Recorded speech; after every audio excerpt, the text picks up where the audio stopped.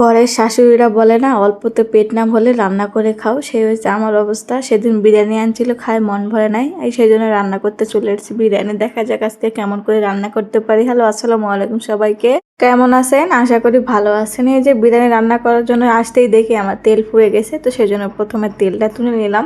মানে আমি রান্না করতে আসলে কোনো না কোনো একটা জিনিস শেষ হয়ে যায়, ওটাকে পূরণ করতে হয়, তারপরে কাজ করতে হয়। তো যাই হোক, তেল তোলার পরে এখানে দিয়ে দিয়েছিলাম কড়াইয়ের মধ্যে তেল, তার মধ্যে পেঁয়াজ কুচি, গরম মশলা দিয়ে রান্না করা, যেহেতু মাংস ছিল, কোনো তাড়াতাড়ি হয়ে গেছিলো, আমার কোনো ঝামেলা হয় নাই। সেজন্য আমি মাংস দিয়ে দিলাম। মানে রান্না করে রাখছিলাম আগের দিন, সেই মাংস দিলাম, গরুর মাংস, তার মধ্যে দিয়ে দিলাম পোলার চাল দিয়ে সুন্দর করে নাড়াচাড়াতে মনে হলো যে কাঁচামরিচ তো দেই নাই। কাঁচামরিচ না দিলে কি পোলাও কি জমে? কখনো জমবে না। তো সেই জন্য দিয়ে দিলাম কাঁচামরিচ দিয়ে সুন্দর করে নেড়ে চেড়ে নিচ্ছিলাম। মানে ভাজতে হবে এটা, যেহেতু বিরিয়ানি রান্না করব সেই জন্য আর কি। ভাজাভাজি শেষ হয়ে গেছিলো, তার মধ্যে দিয়ে দিলাম পানি, পানি দিয়ে ঢাকনা দিয়ে ঢেকে রেখে দিলাম। তারপরে চলে আসছি বেগুন কাটতে। মানে একটু ভাজাভুজি না থাকলে চলে, শুধু বিরিয়ানি, যেহেতু রোজার দিন ভাজা পোড়া করবো না, সেজন্য বেগুন ভাজি করব। দেখা যাক আর কিছু করতে পারে নাকি। তো এই জন্য বেগুনটা সুন্দর করে কাটে নিলাম।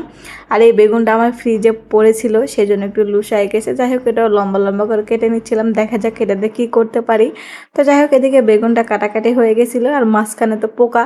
বেগুনের মধ্যে পোকা বসবাস করবে না, তারা কোথায় যেয়ে বসবাস করবে বলেন? সেজন্য বসবাস করছিল। তো তুলে ফেলে দেওয়ার পরে মশলাপাতিতে সুন্দর করে মেখে নিচ্ছিলাম। তো এদিকে মাখামাখি প্রায় কমপ্লিট। তো চুলার মধ্যে তুলে দিয়েছিলাম একটা প্যান, তো গরম হয়ে গেছিলো, তার মধ্যে এখন দিয়ে দিয়েছিলাম বেগুনটি আস্তে আস্তে করে। মানে বড় বড় ছিল, সেই জন্য 4 পিসে ভরে গেছিলো। তো যাই হোক, এদিকে বেগুন ভাজাটা হয়ে গেছে।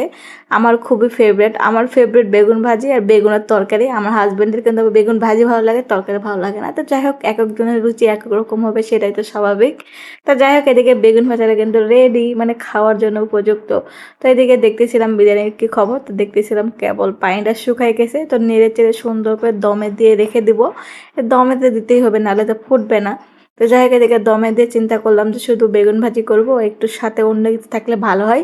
যেহেতু নানি শাশুড়ি 4 পিস মাছ গনে গনে দিছিল, তো সেই মাছটাই ভাজি করতে দিচ্ছিলাম। তো সুন্দর করে মেখে নিয়েছিলাম। মেখে নিয়ে এগুলো কী মাছ আমি কিন্তু সঠিক জানি না, আমি এরা ভাজি করতেছিলাম এটাই জানি। তো যাই হোক, এদিকে তুলে দিয়ে আলহামদুলিল্লাহ এদিকে ভাজিটা হয়ে গেছিলো।